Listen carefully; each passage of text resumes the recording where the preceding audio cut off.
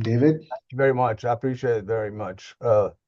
Today, what we're going to be talking about is geotechnical consideration and design and construction of water, wastewater facilities. As you all know, City Houston and the cities around us, they all have all kinds of water, wastewater facilities. Um, I think we had 100 people RSVP'd, and so most of the uh, attendees are civil engineers and members of the organization. Here's my contact information. My email is de@geotechengineering.com and phone number is 713-699-4000. If you all have any questions, shoot me an email or call me. Um, this presentation, hopefully, if you get a copy of it, we're going to put it on YouTube so that other people can see it. And, because we have a whole YouTube channel and people can really enjoy and because you're not going to get everything that I'm saying here today in just this one presentation. So sometimes you have to go back and watch it again. We've been in Houston for about almost, it says 38, about 40 years. We do geotechnical environmental material testing. We got about 60, 65 people. We work all over Texas. We have our own rigs, so we're pretty quick. Questions, I guess you can type it in the QA or chat, and I'll answer that as we go through. We're going to be talking about water, wastewater projects, and there's all kinds of them out there, clarifiers, and you can see water plants, water lines, large diameter water lines. Typically water lines greater than 42 inches, storm sewers, trench boxes. Got to worry about that. Boxes that go in there. This is a kind of a project out there inside Houston that they did some pipe jacking.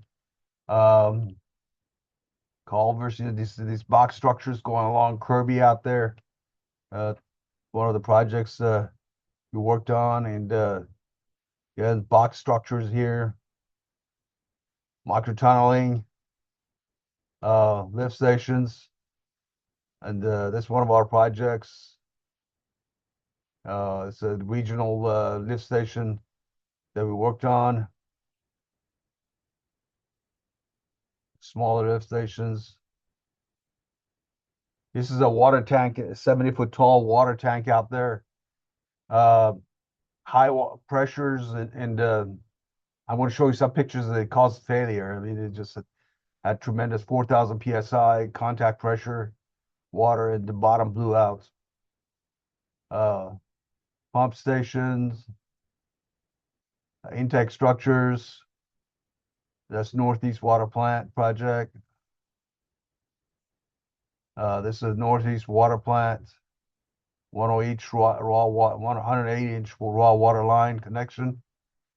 Um, City Houston city limits got about 617 miles. It's got uh, metro area 88,778 square miles, 4.3 million, probably more than that now.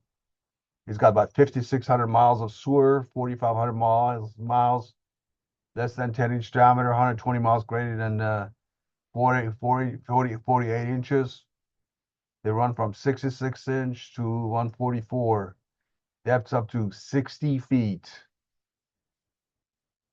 43 wastewater treatment plants, 3 sludge facilities, 399 pump stations, 837 private lift stations, 3 wet weather facilities. That's kind of another slide of it. It's just 2.4 million customers and 6,200 miles of sanitary lines, 260 MGD treated average, 565 MGD treatment capacity, 384 lift stations. So, all right, we get a call. We're working on a City Houston project, and again, they're the biggest guys out there, biggest projects. So we do water, wastewater projects for. Of course, we do a lot of work for all these, cities like League City and some of the other cities around town, right in the Houston metro area. But City Houston is the biggest one. One of the things we check for underground utilities before we go out there and get involved in a project, do geotechnical. We do GPR, ground penetrating radar, to see if there is any underground utilities where we're going to drill our borings. It uses an antenna that emits electromagnetic surveys similar to the cell phone, and there's a receiver. You send the signal, it comes back. It kind of tells you if there's any kind of underground utility out there underground, so that you don't drill through it and bust it. This is a City of Houston project that we're doing GPR. Make sure where we're going to drill, there's no any underground utilities in here. That's the GPR right there.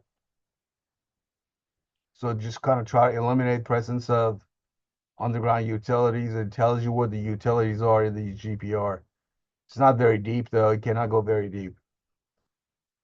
Then we get out there. This is our rigs in here. We got a bunch of rigs. This goes about 120 feet. This goes 120 feet. These little ones go 20 feet. This one here goes about 30 feet deep, just depending on the job. We have buggy rigs too. So we get out there and do the borings for underground utilities. It could be storm sewer, sanitary water line. This is a rig. We need, of course, traffic control. Traffic control should be in accordance with Texas Manual on Uniform Traffic Control Devices.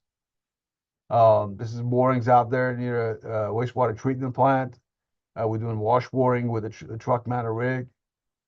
And you can see the borings out there. These are truck mounted rigs. Lots of various city projects. And this is city of Leak City, for example. That's a ground storage tank project. This is City of Houston doing the water line, doing borings with the truck mounted rig. First, we have to core the concrete paving out there before we do our borings, and take the concrete core out. That's a typical concrete paving project. It could be 6 inches, 8 inches, depending on the road project. So boring when we drill the hole. So a lot of these roads have asphalt overlay. So just because you go look on the surface of the paving and it's asphalt, don't assume you're going to go through asphalt. 95% of our project where they have asphalt on the top, there's concrete underneath it. So we need to prepare the core for concrete. So that's very important. So that's the asphalt overlay or concrete. This is a tall asphalt road. It's all asphalt all the way, and that's a stabilized layer below it when we core it. We cap it after we core it, and then we send our rig out there to do the boring. After we do the boring, of course, we have to grout the holes with the hose all from bottom to the top. We make a mix of bentonite, and water, and grout the holes from bottom up with bentonite. And you can see I got to make sure, well, it's a cement and bentonite. Make sure the grout plug is not going to go in. So we probe it after we grout so that make sure it stays there. If the sites are hard to get to, we got to use our buggy rig. This is we have our own rigs again. We can quickly get on these projects. That's a Port of Houston project we worked on that we had to use buggy rigs. It just costs more money to use buggy rigs. That's another project in Fort Bend County. We had to use buggy rigs out there to do our borings. If the site is wooded, for example, if you're going through, let's say you're doing a project for, one of the water authorities that they're going through a wooded area, we got to clear the area, clear a path for our rig to be able to travel. Most of our sampling is done with a Shelby tube sampler. This is a 3-inch diameter tube. You hydraulically push it into the soil, and you get a soil sample. That's what it looks like when it comes out. These are clay soils. We look for, soil properties, or root fibers. Root fibers are important when we do our study. For example, when the root fiber ends, that's what we call the bottom of active zone. An active zone at which is a zone in soil that can experience shrink swell problems. You go up and down if you got expansive soils. So that's active zone depth is usually 2 feet below the lowest root fiber. So if your root fiber is 8 feet deep, your active zone depth is 10 feet. In Houston, we usually assume an active zone of 10 feet. That's the soils experience shrink swell. That's kind of important for your pavement design. Also, it's important when you foundation design, when you do foundations for buildings, residential, and all that stuff. So, if the soils are sandy, then that's also a big deal when you do water wastewater projects. If there's sand, so we do a standard penetration test. That's a 140-pound hammer, drop 30 inches. You drop this 140-pound hammer 30 inches, you drive it into the sand 18 inches, 6 inch, 6 inches, and 6 inch, and you get the blow counts. That's ASTM 1586, 140-pound hammer, drop 30 inches. That's a split spoon sampler. You can see the sand in there. Here's the sand in here. So if the blow counts is 0 to 4, you got very loose sands. If you got 5 to 10 is loose, medium dense is 11 to 30, dense is 3150, over 50 is very dense. Now, when you do city projects or anywhere else, if your blow counts are more than 50, you really need to watch it. Make sure you don't have siltstone or sand.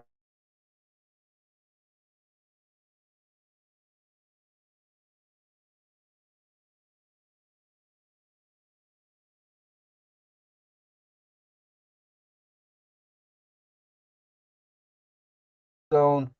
So that should be identified. Um, they have to may have to change the facing on the uh, tunnel boring machine. So that's kind of important that we need identify that when we do the soil test. The soil is usually near the surface. They got low blow counts, 0 to 4. That's loose material. So when we do foundation design, when you do a water plant, for example, for a generator pad or something like that, we have to use low bearing pressures because of this sand being loose and you got the settlement problem. If you start going deeper, you're going to hit rock. So we don't have much rock in Houston. So you got to go down about 4,000 feet, 2,500 to 4,000 feet to hit rock in Houston. But we do have, siltstone and sandstone in some areas, which need to be identified. Here's recording the rock. This is Austin. We have rock in Austin, Dallas, San Antonio. That's recorded like that. Soil logging, when we drill the borings, we get a sample of the soil, cut the ends of it. We put it in a plastic bag like that, foil, and then put it in a plastic bag in a wax box. Make sure we don't lose the moisture. We want to keep that moisture for at least 14 days. We got to test it right away. You don't want the sample sit and dry up and, and get not going to be useful anymore. Piezometer. On a lot of City Houston projects, they require piezometers. These are PVC pipes that are perforated that should tell us where the groundwater is. So that's perforated like that. You put it in the hole. When you do the borings, you put sand around it. Around the screen, you put sand to allow the water flow into the piezometer. Then above this screen, you put bentonite, a couple of feet of it. And then above that, you put grout, cement, and grout it all the way to the top so that the surface water does not get in there. This is a typical piezometer for like the city project. You put a steel cap on it on the road. And these are bentonite here, but that's how it works. And you measure the water level. The water level that you measure during the typical borings are not very accurate. So, this is a piezometer again. This is in the field. It's sticking out of the ground. And the way you measure the water level in it, you put a tape measure with a weight in it. You hits the water. You can tell where the water is. That's a typical construction for a piezometer. You got the PVC pipe with a screen. You put sand around it. Then you come in and put bentonite. Above that, you got cement, sand. Grout it all the way to the top so that surface water does not come in. This one is sticking out of the ground. That's the regular groundwater, typically in Houston, could be anywhere from, 15 to 30 feet deep. The way you measure it, you put a tape measure with a weight on it, you drop it in the hole, goes plumb, that's where the water level is. This is not very accurate because water level fluctuates throughout the year. That's why it's important to have piezometers. And it's very important to measure the piezometer levels right before going out there doing work. So if you're going out there trying to do augering or do an open excavation or anything like that, you got to know where the water level is and use the piezometer. We do most of the work in accordance to City Houston Chapter 11 Design Manual. There's another document called Surface Water Transmission Program. A lot of the stuff in this document are not very conservative. In fact, they're very unconservative. They put the borings at spacing like 1,000 feet, and it just it's not very conservative document.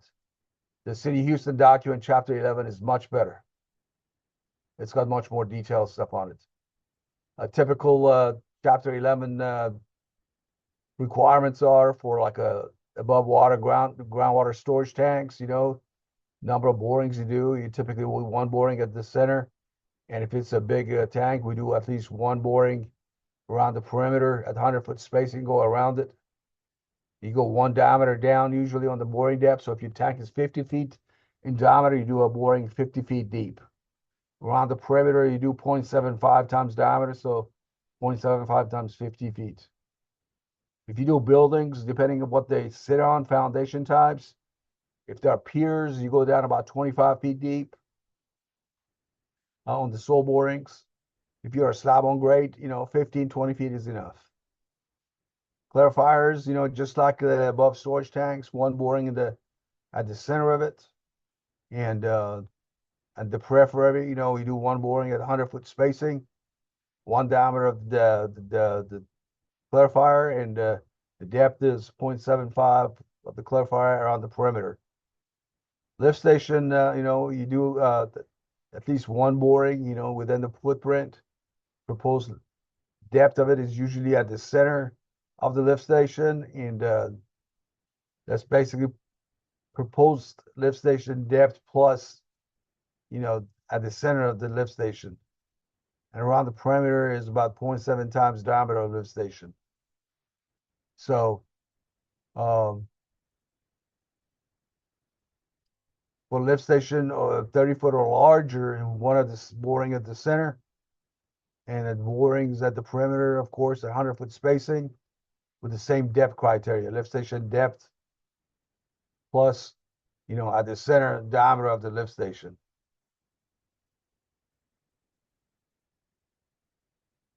If you do open cut excavation, your boring spacing about 500 foot. If your trench depth is less than 10 foot, you do only 15-foot borings. For trench depth, 10 foot below, and you got these 10-foot depth add to it. For example, if it's 15 foot, you do a 25-foot boring. Essentially, 1 and 1.5 times the trench depth for trenches greater than 25 feet deep. If you do an augering, 500-foot spacing borings, 5 foot below the proposed invert depths. Tunnels, micro tunneling, you do borings at 250-foot spacing. And that's very important. So, if you got some deep, a line going in like a water line, we just did a 6-inch water line. If it's deep, you do micro tunneling, you got to put it, 250-foot spacing, one diameter, minimum one tunnel diameter, or 15 foot below the proposed invert depth is the depth of the boring. Shafts, 1.5 times shaft diameter below the bottom of the shaft, not less than 30 feet. There's a lot of problem with the shafts nowadays for some of these tunnels. And there's some problems with also tunnels themselves that I'm going to talk about in a minute. All the boring should be continuous. Every 2 foot, you need to get a sample all the way down to the boring depth. You should not miss any gaps, because in some gaps, there's some cemented materials that you're going to miss. So we don't want to miss, like siltstone or sandstone, and then those guys are going to go out there and do tunneling, and they're going to have problems. This is a kind of a tank foundation. If your tank is, you do one in the boring in the center, and if it's a big tank, you do one boring at 100-foot spacing around the perimeter. And here's another drawing on tanks if it's a really big tank. The geotechnical baseline reports. Right now, we're not doing that much geotechnical baseline report for City of Houston. Is a statement of representing of the known ground condition in a project site. When GBR is a part of the contract, it sets a range of adverse physical ground conditions that ought to be provided and included in the contract price. It's a much more detailed report. ASCs, that doc has a document for GBR.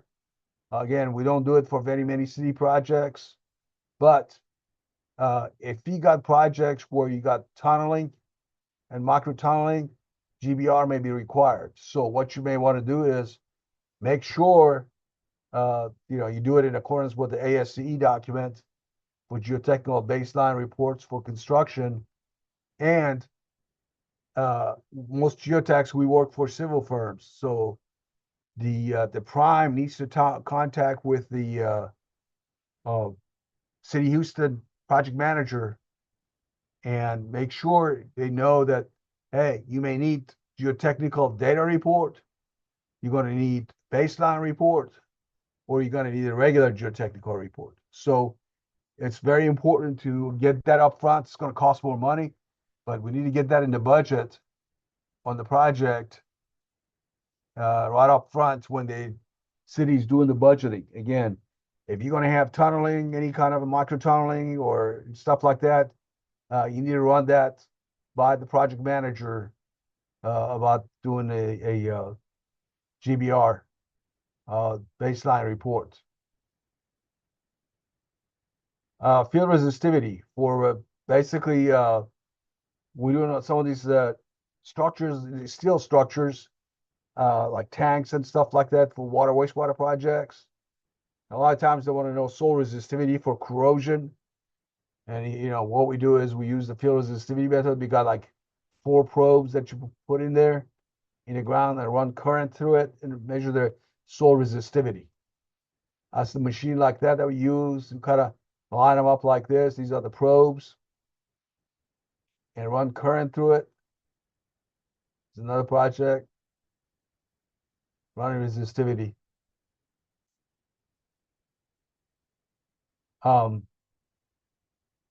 That's the machine that we use for resistivity test. You can get it, actually, when you do resistivity, you can get a diagram looks like this, where you got clay, where you got sand, where's the water and stuff. This is, a lot of water here. Water's got low resistivity. As you get, denser stuff like that, resistivity will go up. You can do laboratory resistivity tests. You get a soil sample, you add water to it, you put it in this mold in here, and then you connect it to this machine, put probes on it, and measure resistivity. It's not very accurate, doesn't really model the field's resistivity, but it's cheaper. If your resistivity, of course, 500 or less, is very severe resistivity to steel corrosion. There's steel, years to penetrate. Steel is 1 to 5 years. 500 to 1,000, you got severe, 5 to 10 years for steel penetration. 1,000 to 2,000, severe. If it's 10,000 to 1,000,000 or so, you got no corrosion problems. Laboratory testing, when we do our borings, we get samples of the soils, we'll bring them to the lab. We do tests. This is a liquid limit test. In this test, we want to know how much water we add to the soil to behave liquid. So we put water in here in the soil, you mix it in. When the soil's kind of liquid, you get a sample of it, you put it in this cup, you cut a groove through it. And when you turn this handle, when this thing comes together, you get a sample of it, wet weight of the soil, you put it in this cup, you measure the wet weight, you put it in the oven and dry it up, and you get the dry weight. So we know how much water is in the soil for it to behave liquid.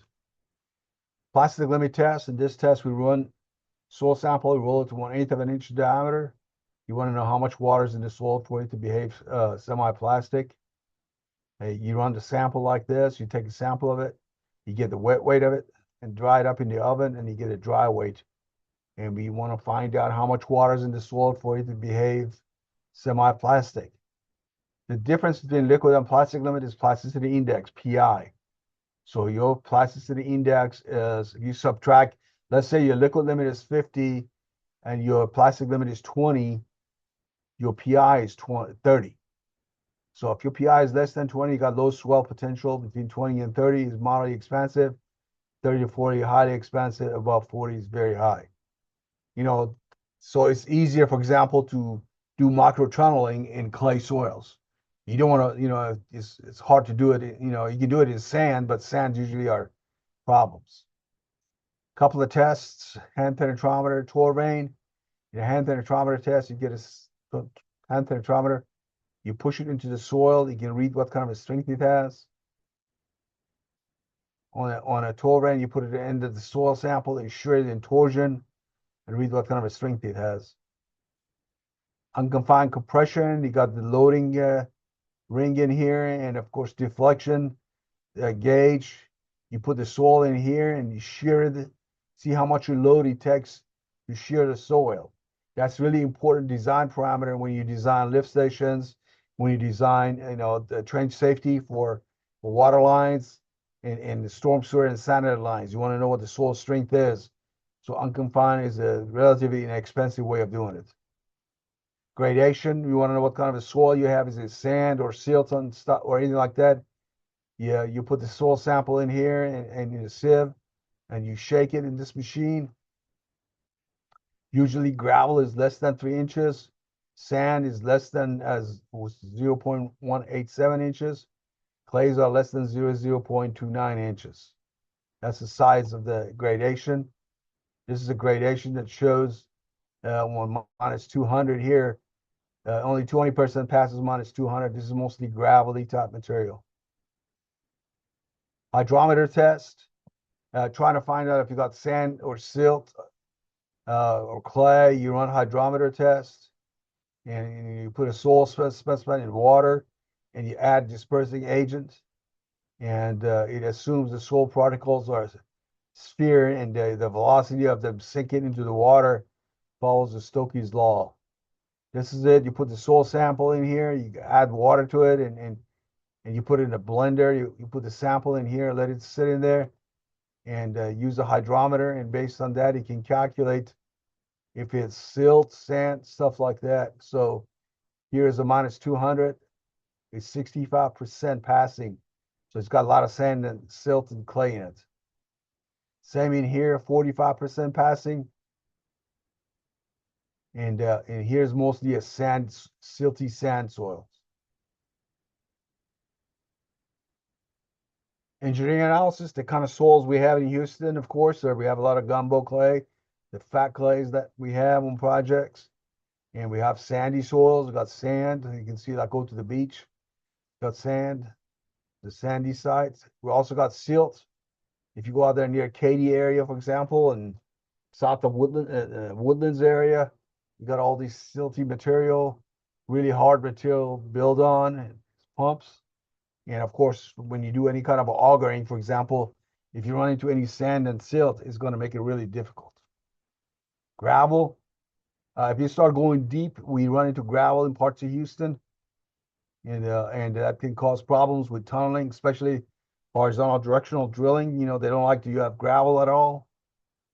Sandstone, parts of Houston, we'll run into sandstone, especially for tunneling. That needs to be evaluated during the borings. When you start getting blows above 50, you need to really be looking at the sample to see if you like a cemented sand or silt. That's going to cause a lot of problems for your tunneling. You're going to identify that during your borings. That's for a lift station. This is a sandstone right here. You can also run into siltstone. Again, it makes it difficult to do any kind of a tunneling, like a micro tunneling or something like that in these materials. So we have clays. We go deeper. You got red clays. Go deeper, you got white clays. Below that, you got weathered rock. And then below that, you got rock. That goes very deep. Fill, some areas that you go out there and start tunneling, there may be fill out there. That's fine, as long as it's nice and compact and free of organics. Fill is good. If you go around Houston, starting to where I live, kind of near Splendora here, you got really sandy, silty soils. You go to Dayton out there, Anahuac, Baytown, LaPorte, Pasadena, Galena Park, Pearland, Seabrook, Lake City, Friendswood, Missouri City, Sugarland, Rosenberg. You got lots of fat clays, gumbo clays, and They're good for tunneling and they're bad for foundations for houses and buildings. You go to Cinco Ranch, the soils become sandy. You got a sandy pumping soils out there. And then you go to Bridgeland and Fairfield, they got really sandy soils all around 290 and 249. And then you go to Woodlands, you got south, sandy soils. Conroe, south of Conroe is sandy soils. North of Conroe is fat clay gumbo. You go inside city, West Shoe, Bel Air area, you got fat clays, gumbo with a lot of big trees, oak trees, and a lot of attorneys. So you got to watch out there. Some of these fat clays we have in Houston area during the summertime, they develop shrinkage cracks. With time, these shrinkage cracks get filled up with debris, and then you get a big rain, and the soil swells up, wants to close. You can't, so it cracks at 45-degree angle. That's called slick insides. That's slick insides. It's basically soil fails at 45-degree angle. And that's kind of important when you do any kind of a excavation for storm sewer sanitary line. You may have nice clay, but all of a sudden the clay sites collapses. That's because of presence of slick insides in the soil. There are weak shearing plane. So the soil starts collapsing. We got a lot of expansive soils in Texas, and you can see all the way Houston and Dallas, San Antonio, Austin. We have a lot of expansive soils. Soils in Texas are variable, so you've got to make sure you get soil tests every time you do any kind of a water, wastewater, or foundation jobs. These are the soils that can expand up to 1,500% in the U.S. So we have a lot of expansive soils in the U.S. When we did the land plan for Texas, we put Houston, Dallas, San Antonio, Austin in areas where we got a bunch of fat clays and expansive soils. And you can see the red areas are the expansive soils in Texas and Louisiana. South of Buffalo Bayou in Houston, soils are gumbo. North of it, usually sandy. This is a typical boring log in here. When we do borings, here it's got a little fill out here on the surface of crushed limestone. Then below that, we got fat clay. Below that, you got lean clay. Below that, you have silty sand. Below that, we got fat clay. And then the soil PIs are here about 64, PI of 59, 24. You got silty sand. If you got a lift station going out here about 20 feet deep, 25 foot deep, you got to watch out for the bottom blowout for this silty sand in here. So it's very important to know that you have potential for blowout. So you got to do dewatering, get that water. When we drill this boring, we hit the water here at about 20 feet. Once we hit the sand, hydrostatic pressure, push the water to about 2 foot deep. That's not a real groundwater depth. That's when you hit the sand, the water comes all the way here. So when you go out and put a lift station here, if you got a sanitary line that's going through it, you're going to have to do dewatering here.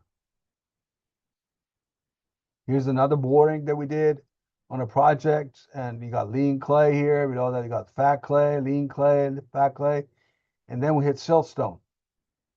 Your blow counts are more, refusal at 3 inches and 41 blow counts on the standard penetration test.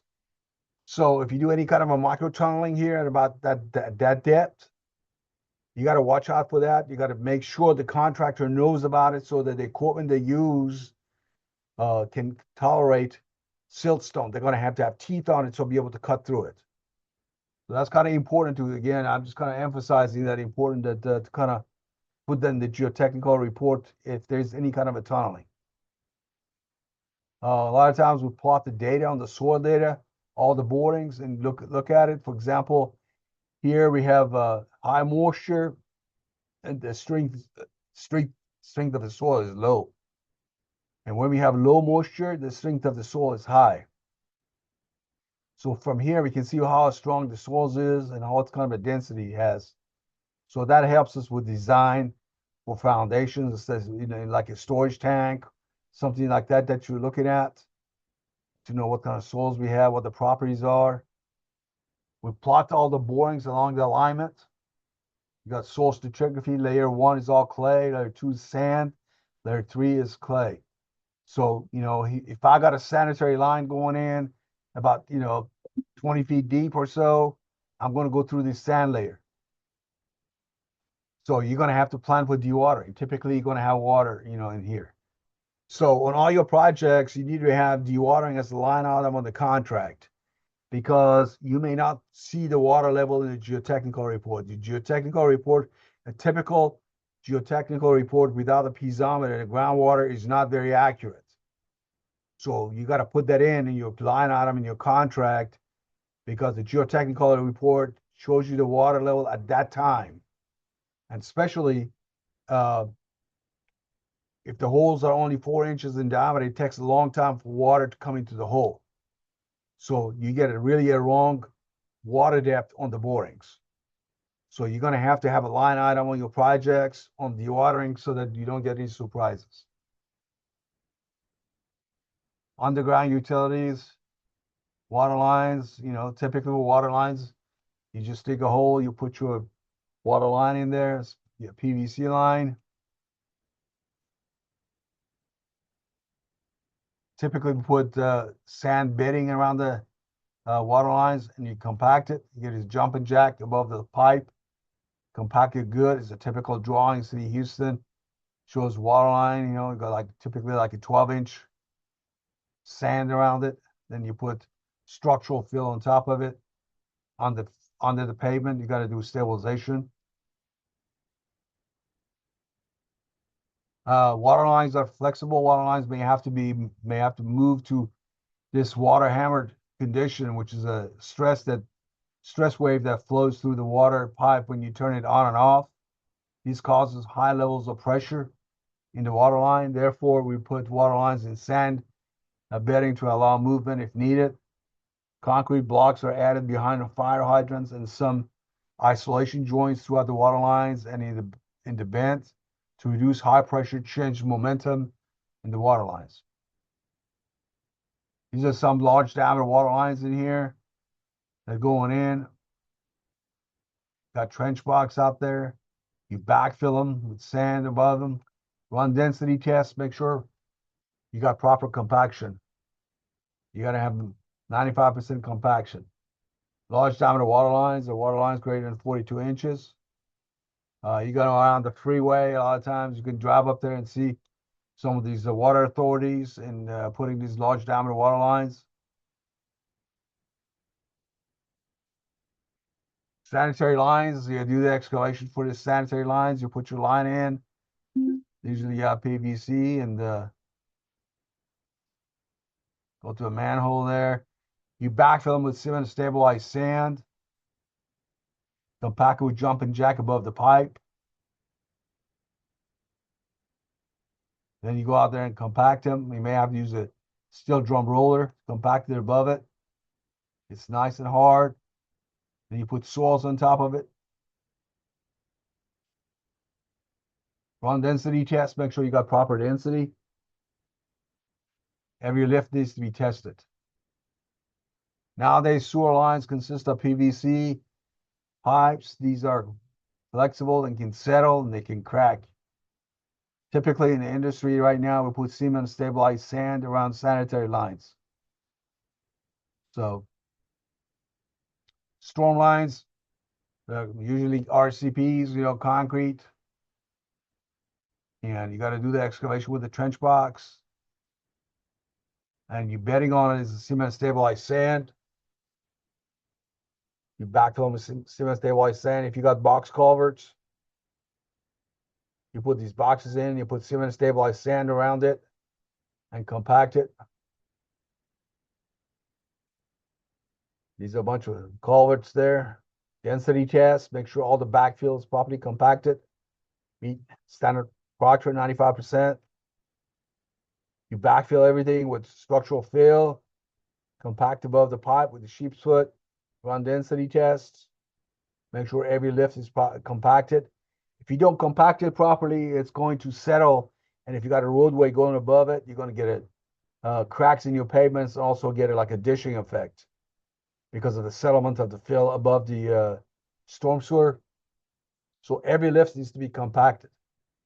Near the top of the pipe, got to be maybe 95%. When you start going above, and if it's more than 5 feet, you got to compact to 100% standard proctor density to make sure you don't have secondary settlements. These are typically bedding requirements, where you got cement stabilized sand around the pipe for storm sewer sanitary backfill. You may have to put trench dam around them. These are, again, you can gravel in here, you put fabric around it, filter fabric. The trench dam, you basically place a low permeability material in pipe embedment zone or foundation to prohibit groundwater flow along the trench. Place trench dams, in segments larger than 100 feet between the manholes and not less than every 50 feet of pipe placed.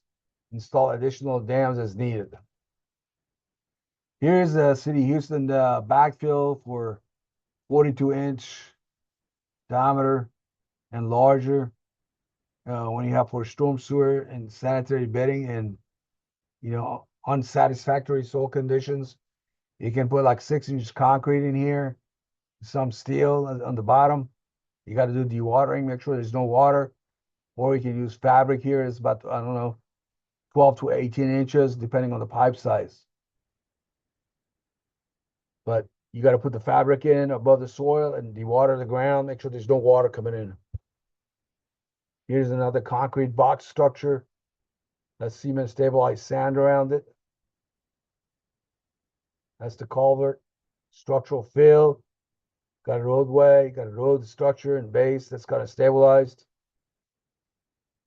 Another one in here again. It's a concrete box sewer bedding backfill for wet, stable trench, where you put filter fabric with gravel and stuff like in here, crushed stone. And then you're going to have your box in here and cement stabilized sand. And it gives you the foundation 12 to 18 inches, depending on the size of the box culvert. Same here, backfill, box culvert, storm sewer bedding backfill with seal slab. There's a 7-inch seal slab in here. Box culvert with cement stabilized sand. Structural fill above it. Storm sewers are rigid structures and are heavy. These structures are subject to settlement. So we put these things in cement stabilized sand to make it more rigid. Also helps them with the leak and stuff. Here's a Space Center Boulevard. It's a Harris County project. They didn't compact the soil above the storm sewer properly. The backfill settled. So they had to go back and do borings and check the compaction, show that the compaction was not adequate. Here's the manhole. And of course, that's a half a moon settlement of the pavement. And again, compaction around the manholes could be 100% standard proctor density and not 95%, 100%, all the way from bottom to the top. Otherwise, your soil is going to settle. And who pays for it? The poor developer has got to pay for it because they didn't do the job right.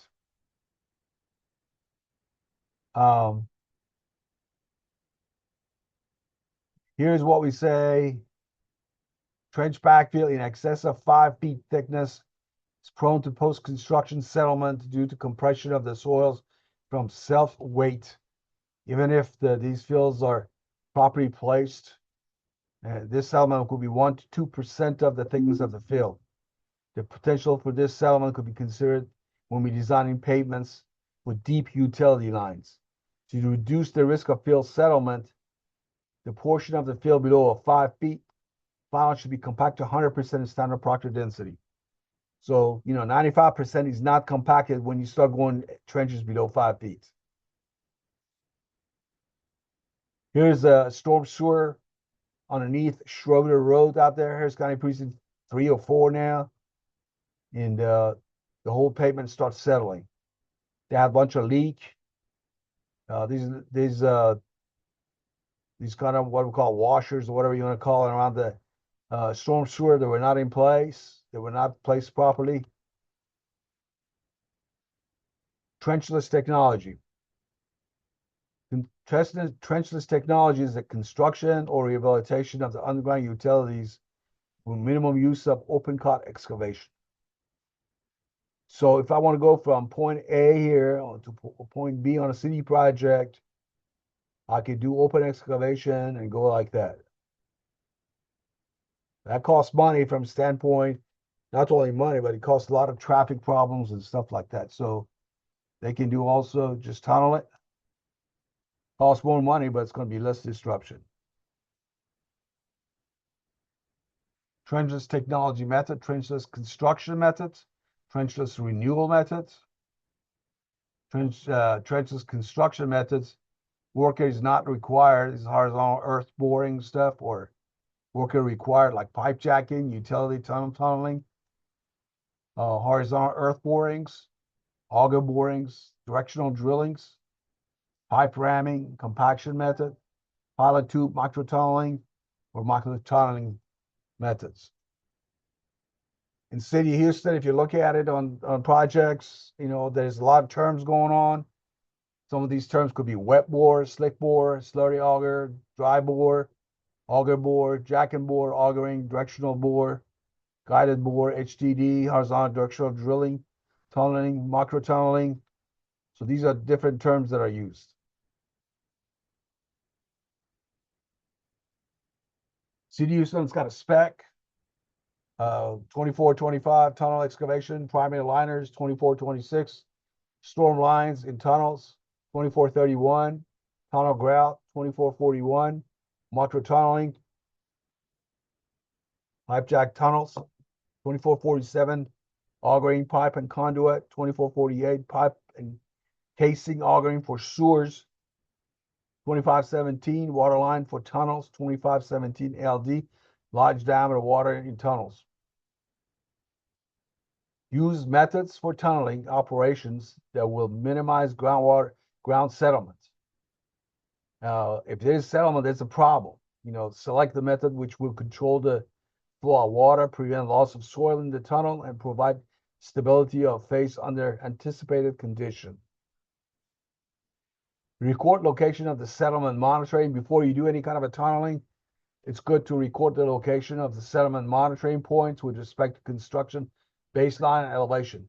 Record elevation's accuracy of 0.1 feet for each monitoring point location. Establish monitoring points and locations and by methods that protect them from damage from construction operations. This will reduce claims. So if somebody tells you, hey, you did tunneling here and my house is settling, it's very important to have some elevations already done to say, hey, this thing really didn't settle. City of Houston specification, 2425 tunnel excavation, primary liners, 2447 augering and pipe conduit, 2448 pipe and casing, 2441 micro tunneling. That's what we're going to primarily focus on today. These are some terminology for trenchless technology. City of Houston specification, slurry auger boring, installation of the casing and pipe, first by drilling small diameter pilot hole from pit to pit. You need a launching pit to a receiving pit, followed by moving excess soils, installing pipe or conduit by pullback or jacking method. Auger borings, auger installation of steel casing by excavating soils, advancing the end of the casing and transporting spoils through casing by otherwise uncased auger while advancing casing by jacking. Open face, again, that's the face of the face of the heading or tunnel which is unsupported during excavation. You go out there with a shovel and excavate your tunnels, and there's no shield. Shield, fabricated ground support circular section providing 360-degree protection for working in it. And then you got closed-faced face heading for tunnel, which is supported during the excavation process, where cutter head allows both partial exposure of the face and full closure by means of hydraulic operation gates. We're going to talk about this in a minute. Just kind of a general definition. 2448 pipe and casing augering, focused trenchless installation for sanitary sewer without casing. Top of equipment, line and grade, grouting, all that grouting should be done. Make sure you don't have settlements, accuracy. Slurry auger, no more than 80 foot between the pits. Dry auger, you can go up to 120 feet. On some projects, city allows you to go more than 120 feet. Micro tunneling, pipe jack tunnels. Installing any suitable pipe by jacking, primary submittal requirements, installation method, hand mine, shield tunnel boring machine, micro tunneling, jacking pipe calculations. You're going to have the own civil engineer, somebody who can do this. And they got, we've got to talk about that in a minute. Some of the things that some of this PE that's going to do the design should know about these things when they do tunneling, because there's some failures. Be aware that various existing soil borings and piezometers and instruments wells were indicated on the drawings may coincide with the proposed tunnel alignment. These may have not been backfilled with grout. So when you do tunneling, you may have those holes that you have to deal with. So you need to pick that up during the preliminary assessment to make sure you know if there are piezometers out there, there are wells out there that they have not been properly grouted. Slurry auger method. Installation of the casing of the pipe by first drilling the pilot hole from a pit to pit, followed by removing the excess soils. Pros, very inexpensive, multiple available contractors for slurry auger, non-technical, small and simple equipment, high production. Cons, unsupported tunnel like leave voids and cause settlements, poor accuracy, not suitable for poor ground conditions. You cannot go real groundwater. You cannot do it in sand. Not allowed by railroad and textile crossing. Not suitable for over 24-inch pipe. The slurry auger method machine here. Here sitting on some kind of a rail in here. That's your alignment of the pipe. You do the pilot hole. Then you get the reamer and you start pulling and basically make the hole bigger, typically by 1.5 times the size of the pipe. Then you can pull the pipe behind the reamer. That's the reamer in here. Slurry auger method, specify limitation to lengths. Auger and pipe conduit, typically not exceed 100 foot before receiving pit. Do not exceed 75 foot for 12-inch PVCs or less. Do not exceed 40 foot for 14-inch or to 24-inch. For PVC pipes, 14 to 24 inches. Pipe and casing augering for sewers, not greater than 80 foot between the pits. So that's kind of some city specs. Here's the augering. Augering, basically installation of steel casing by excavating soils, advancing the end of the casing and transplanting soil through casing by otherwise uncased auger, while advancing casing by jacking the same time auger excavation process.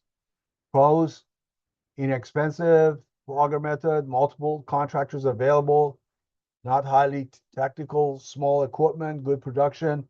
Cons, limited control excavation, poor accuracy, not suitable for poor ground conditions, not suitable below water levels. Requirements, casing, spacers, and grouts. You're going to have to do that. Auger method, pipe and casing for sewers, not greater than 100 foot, 120 foot between the pits. Here's an auger method. You got, this is the casing in here. This is a kind of a diesel motor in here. I got hydraulics in here. This is kind of the rail that sits on. That's the diesel system. It's got some hydraulics. Here's the facing of it. This allows for clay soils to be able to cut these teeth, clay soils, and get it and auger it in. This is for rock. It breaks the rock and pull it in. This is the auger inside the casing. It takes the soil and takes it in so I can dump it. As the soil comes in through the auger, you dump it in here and you just lift it off the site and take it off site.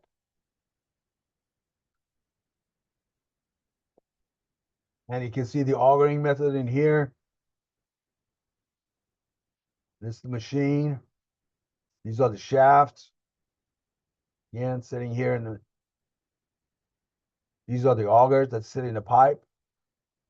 That's the casing. More pictures of the augering method. This is the soil that comes out the spoils. Here's a site in here. They're doing a kind of a semi-augering method. They go in there and they put this teeth in here and cut it and make the hole and pull the pipe through it. Open face method. Open face basically is the face of heading a tunnel that's unsupported during the excavation. Pros, moderately priced, requires unskilled labor. Simple equipment can be used for a small or large diameter. Cons, difficult to control, requires man entry, which is dangerous, not suitable for sand and silt and water, slow production, all handwork, requires casing, spacers, and grout to make sure the whole thing doesn't, cause settlement. The wood box situation here, you cannot grout. You put the wood box in here, they usually, the size of it is limited to like 50 something inches. You cannot put a big stuff in there because then the wood is going to be hard to handle. These are the box, again, tunnels. They're easy to put in, kind of, if you got clay soils. Here's the kind of open face with liner plates. You can see the guy here, soil, the shovel, they got to dig it. They'll put this liner plates in here. You got to grout the space between the liner plates and the soils to prevent settlements.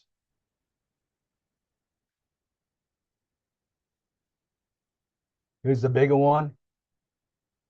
And you can see that in here. You got a liner plates right in here. You can put a horseshoe lake like. So some of the tunnels that you may do, like downtown we have. Grout annual space between the liner plates and the tunnel wall. Otherwise, you may have settlements at the ground surface. Two-pass modeling is the same thing, It's the tunneling process installing a primary liner prior to installation of the carrier pipe. The same concept. You got the wood structure in here. Oh, they can have 60 inches to 500 inches. You go to 20,000 feet with it. Here's another, you got the liners in here. Two-pass method. Tunneling method involves installation of the primary structural liner through the tunneling method, then threading the product pipe inside of it is used for structural support and installation from natural ground. The primary liner can be steel, casing, liner, plate, ribs, wood, logging, all that. Two-pass tunnels can be installed by hand. Here's a typical tunnel that we were talking about. And these are the liners. It's by hand. You actually excavate by hand. These are the liner plates. Wood and drip board. Shield method. Basically, shield is a fabricated support circular section providing 360-degree protection for those people who are working on it.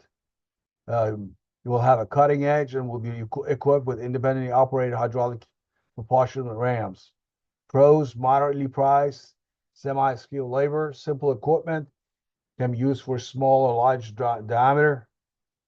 Requires man entry, not suitable for pool ground condition, not suitable for below water. Slow production, requires casing, you got to do grouting. That's the kind of a shield method in here. You're gonna excavate in front of it. You get the spoils, you put it in here and take it out. Here's the system here. You got this shield in here. Sometimes they put pneumatic equipment in here. You can see it right there. That does the excavation. Here you got rollers that take the soils out there to spoil, get it out. You excavate with this. Here's another kind that Garver has. And these are the teeth. These are various kinds of them. Tunnel boring machines. A lot. This is used in rock a lot.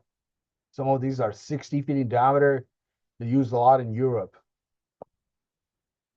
Closed face method. Pros. Well, closed face method. Face of the heading with the tunnel, which is supported during the excavation process, where cutter head allows both partial exposure of the face and full closure by means of hydraulically operated gates. Moderately production in large diameters, suitable for soil conditions when properly equipped. It could be in sand, clay. You can handle that. Can be used for small, large diameter utilities. Has method to restrict large soil infiltration while active and idle. Requires man entry. Technical equipment requires highly trained people. Expensive. Closed face requires larger diameter tunnel. Requires pipe supports and grouts for utilities in the tunnel. Here's some of the machine here. Here's the auger out there. You get that soil, of course, during it. These are the faces. Earth pressure machines, closed face.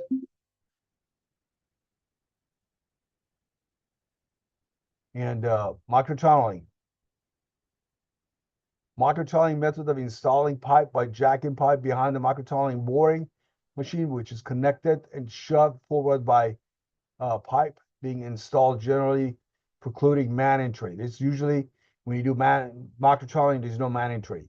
Pros, highly accurate, suitable for all soils. You can basically put it in sand and clay and silt. Suitable below water table, full control of spoil intake, no man entry.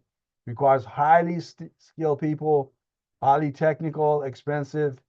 There's only, I don't know, I heard like there's only two contractors in Houston that can do microtunneling. Here's a microtunneling machine in here. That's the head, that's cutting head. They come in different sizes. They come all the way from 18 inches. I hear they go up to, I don't know, 90 inches or so. This is the size. The teeth are for clay soils and soils, sand and silt. This is for rock. It chops the rock to small pieces and suck it in. And you got the basically slurry coming out of here. That's kind of like for stabilizing the machine and the basically the hydrodynamics in here that works. You can put them in a circular pit, or you can put it in a rectangular pit. This is much better because you can go at any angle, but you're limited only to this kind of a alignment.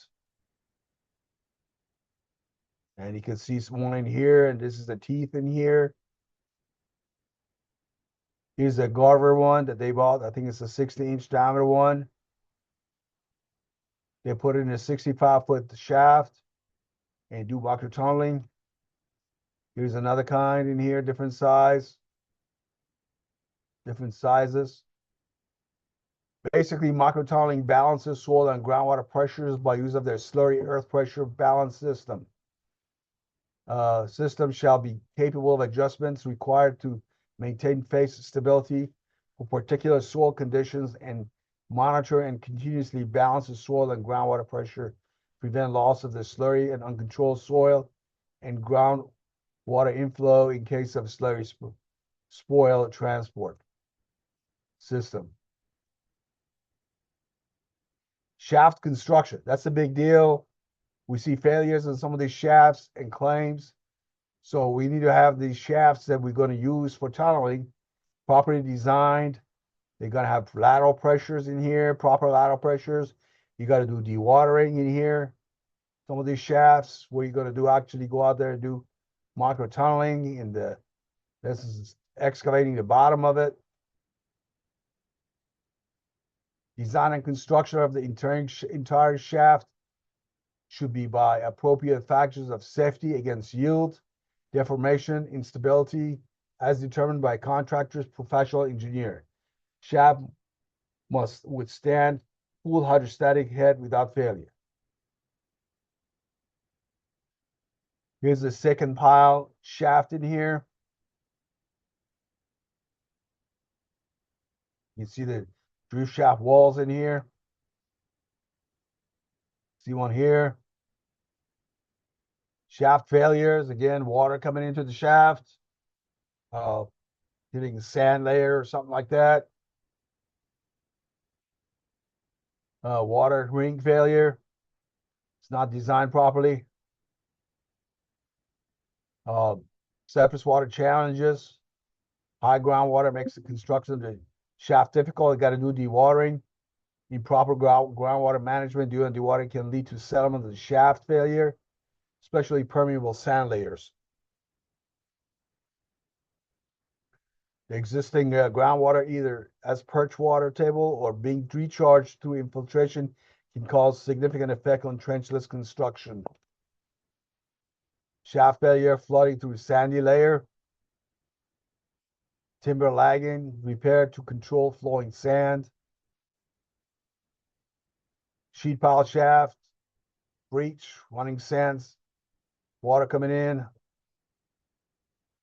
Here's another job where they're going tunneling between here and this here. These two areas, that's where the shaft is. That's a launching shaft. That's a receiving shaft. These are clarifiers in here. Apparently, the shaft was not properly designed. There was settlement, the cracking, and they were worrying about this cracking affected clarifier, which it didn't.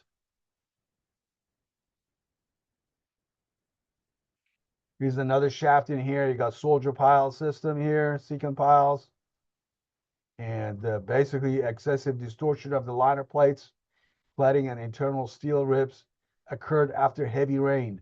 The hydrostatic pressure due to groundwater was not considered design.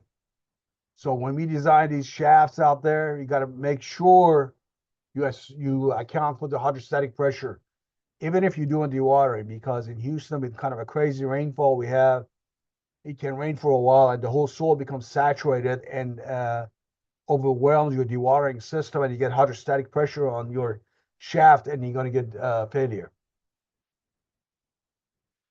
Here's the secant pile shaft in here near a house. So if you're going to put a shaft next to a structure, make sure you consider dewatering and potential settlement of the structures around. Again, make sure dewatering is not going to cause settlement. Shaft design considerations, lateral loading, uplift, bottom blowout, dewatering, bottom blowout calculations. Conduct hydrostatic uplift calculations to evaluate the possibility of the bottom blowout of the shaft in sands. Yeah, we got to do that. Again, this is the responsibility of the guys who are designing the shafts. Assume hydrostatic pressure loading in your shaft design. Hydrostatic pressure can occur during flooding or heavy rainfall, even if you have dewatering in place. So if I was designing shaft, I would consider the hydrostatic pressure on it, even if I have dewatering. I assume lateral pressure coefficients somewhere about 0.7 to 0.8 in clays. And don't use low numbers because that's going to cause you shaft failures. Pipe jacking, this is a kind of a project in the medical center. They were putting these boxes structures in. Again, they were just doing like open face, cutting the soils and pushing these boxes in, have the boxes in it. These are the spoils coming out. Horizontal directional drilling. We're doing a lot of horizontal directional drilling on projects. That's what it looks like. Essentially, you go in, you got a pilot hole coming in. You don't need a receiving shaft or launching shaft. And typically, you go at 60-degree angle at the 6 p.m. Alignment. and you just do your pilot hole. You come over here, and then you get the reamer and pull your product behind it. Here's a slurry method. HDD is typically used. That's the pipe in here, the pilot. You can go underneath and cross this lake in here. For example, you can put bring your pipe behind you. This is the City of Houston project out there on Beltway 8. You can see the pipe in here. That's the machine, actual machine. That's what it looks like. To prevent drill rod from deflecting upward or to the side, the pilot hole is usually started at 6 o'clock position. This is where you got the mixing of the mud for bentonite. You got bentonite bags in here. You do a lot of mixing in here. So when you out there doing your holes out there for HDD, you're gonna have to use bentonite to keep the hole open, depending on the size of your pipe. This is your reamer size that kind of makes the hole bigger. Typically go 1.5 times size of the product pipe. So if your pipe is 12 inches, you go 18-inch hole. That's the reamer again, like that. That's your pipe that you pull. Borehole is reamed to about 1.5 times outside diameter of the product pipe to allow for drill rod and spoils to fill the voids between the hole and the drill holes. Sometimes if you may get sediments on the surface on some of these HDD projects. HDD feasibility guidelines. If you got soft soils, good to excellent, you can do HDD. Loose to dense sand, good to excellent. Very loose sands, marginal.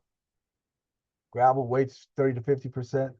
Very to dense gravelly sand with 50 to 85% by weight gravel. Questionable horizontal penetration, maybe hard. Loose to very dense gravel, you cannot do it. Rock, if you got soft rock, you can do HDD. If you got hard rock, you can't. Gravel is a big problem for HDD, so got too much gravel, you cannot do it. Tunneling summary, we talked about it, the slurry boring. We talked about what it is. It's like HDD, slurry method. Pipe size 1 to 30 inches. You go 120 feet distance. Ground, all kinds, except sand and water ground. We cannot do groundwater. You should have 3 to 5 foot of cover on it. HDD, you could go pipe size 1 to 60 inches. You go up to 9,000 feet or more. You can go any kind of soil, well, except for gravel type stuff, hard rock based on link, cover typically. Auger borings, again, you cannot go in, sandy soils or shallow water. You can go 20 to 48 inch. Distance to 20 to 400 feet. Cover 3 to 5 feet. Pipe jacking, again, do this by hand. You can have various sizes in it. You cannot go in, of course, clay and groundwater, sand and groundwater problems. Cover 5 feet. You can go 20 to 500 feet long. Pricing, rule number 1 for tunneling. As the length of the trenchless technology increases, the price per linear foot decreases. This is the cost of mobilization, tear down, and regardless of, crossing length. The depth of the crossing is important in determining the price. The deeper, of course, the shaft, the more expensive it's going to get. The deeper the line, the pipe is. Rule number 3, existing ground conditions play a major role. Wet sands and rock are more expensive. So if you're going to look at the price for these things, these are just relative numbers. These prices actually, this is not accurate the price wise, but I'm just giving you a relative cost. Slurry boring, maybe $20 a foot. HDD 30, auger boring 50. Pilot hole, micro tunneling, maybe 250 feet per foot. PJ, of course. Pipe jacking, $500. The most expensive one, of course, is 2-pass method.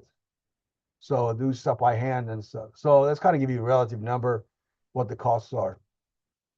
Trenchless renewal method, pipe busting type stuff. The city of Houston does a lot of that kind of stuff.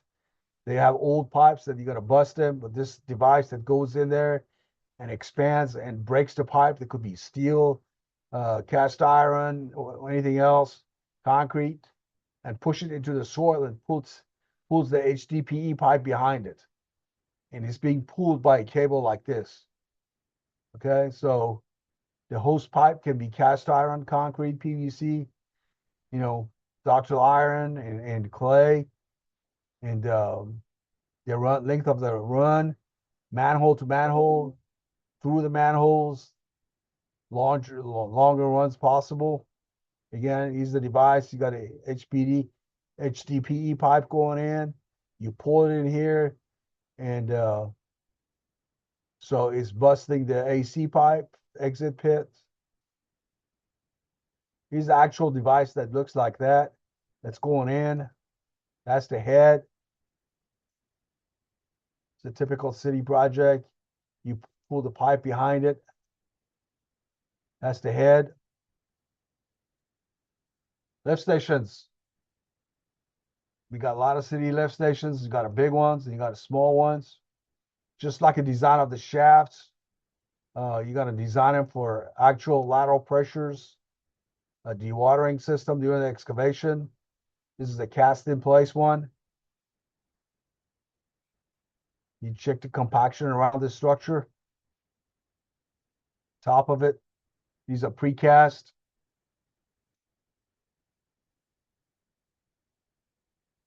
Again, here setting it up. Start excavating and put them in. These are the forms coming up.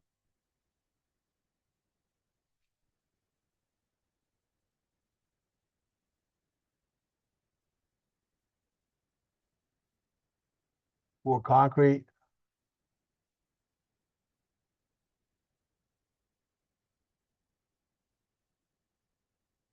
The top.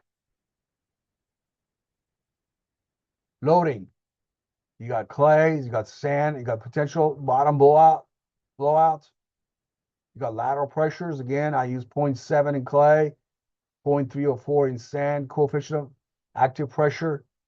You want to basically, soil wants to push it out.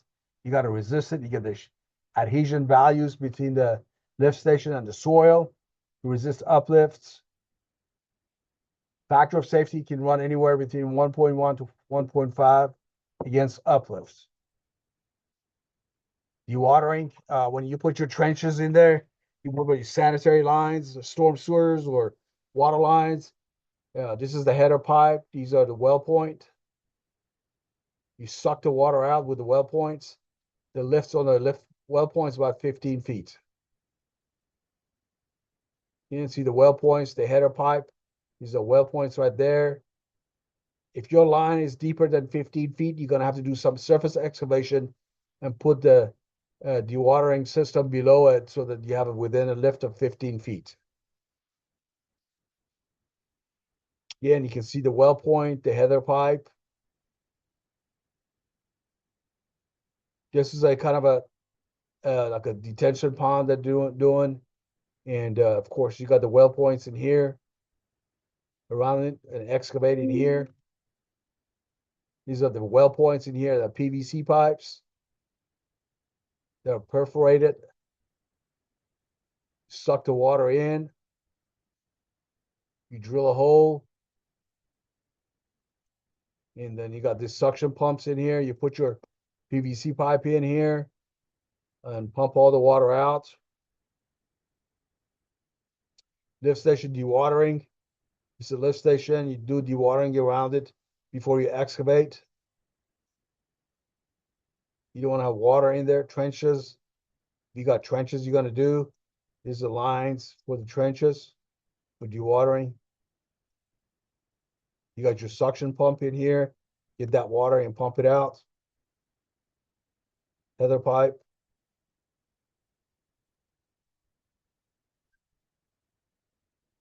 Various. Again, if your line is deep, you got to go deeper, excavate, and then you put your well points in. suction pump. So here's the excavation in here. You put one stage well points in here, you excavate to in here, you put your second stage, then you do the excavation here. That way you can go deeper on your excavation. You do multi-stage well point system. Again, here's a multi-stage one, and you put a multi-stage well points. Wastewater facilities, we got lots of clarifiers and tanks and various facilities. You got to be designed properly for clarifiers. You know, it's like a big pool. You excavate, you're gonna have to dewater. Make sure you do dewatering if you need to. Set your forms for your foundation. Bring it all.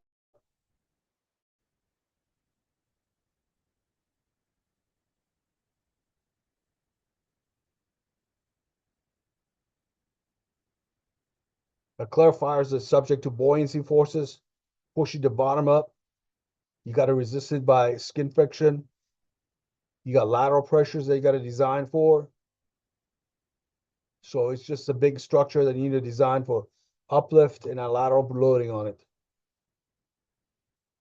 You can reduce the uplift by extending the bottom of the lifts of the clarifier out to resist uplift loading, or make it heavier for a concrete bottom that's thick to resist uplift. Wastewater construction. That's again pictures of the various wastewater facility during construction. Water intake structures. Ground storage tanks. Again, city has ground storage tanks. You got to design for them. This is a SJRA storage tanks. A lot of times, you know, you may have a berm around it. If they're big, you got to put them on some concrete floor slab, and you got a ring wall on it. Compacted sand underneath it. The failure mode is a base shear failure or edge failure. Edge failure controls. You got to make sure your soils are strong when you put a tank on the ground. This is the tank, 70 foot tall. They're doing the hydrostatic testing at, I think, 4,000 PSF loading on it. It blew up the bottom of the tank and got the neighborhood flooded. The soils underneath it were not strong enough and they were not properly compacted, so the bottom blew out, even if you had the concrete bottom. When we do tanks, we treat the soils underneath the bottom of the tank. Here's a tank, we stabilize it with lime, the bottom of it, makes it nice and hard before you put your tank in there. These are your ring wall. So when you build a tank, you got to go out there and remove the grass and weeds and trees and roots. No roots greater than 1/2 inch in diameter. You got to proof roll the area. Make sure there's no deflection. If there is deflection, you go out and excavate it. Bring in structural fill and compact it in lifts. Set your forms. Start pouring concrete. Make sure density tests for, you know, all the places underneath the tank. You put your gravel in. This is City of Sugar Land project. They put vapor barrier on top of it and steel, concrete, finish it. Make your concrete cylinders.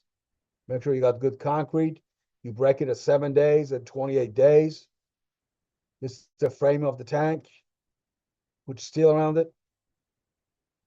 Again, these are water tank. So these are the water tanks in here. You can see that. A lot of them are sitting on ring walls. That's a ring wall. Make sure the bottom is nice and hard. Compact it. That's the bottom steel. Start setting up the steel frame coming up.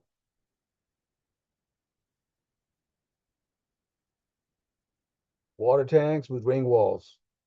Elevated tanks on some projects. We have elevated tanks we deal with. They're very, very heavy. They put them in deep foundations. usually pile foundations or drill piers or auger cast piles. And you got to calculate settlement. They're subject to compression loading. Of course, there's a heavy lateral loading and uplift loading. They're sitting on drill piers, piles, auger cast piles. Those are drill piers or piling or auger cast piles. That's the end of the presentation. I went a little fast towards the end. Just kind of get through the time here we got. If you got good pictures of the project, some failures of tunneling or shafts, please send them to me. I try to educate people here. It's got a lot of educational stuff. This program hopefully be on YouTube. You can go watch it again. There's no program evaluation. Contact me at de@geotecheng.com. My number is 713-699-4000. We're going to have a bunch of upcoming webinars. If you kind of send your email to me, then I'll put you on the database to get our webinar lists. You're going to get a PDH hour. I guess the organization is going to give it to you. Any questions?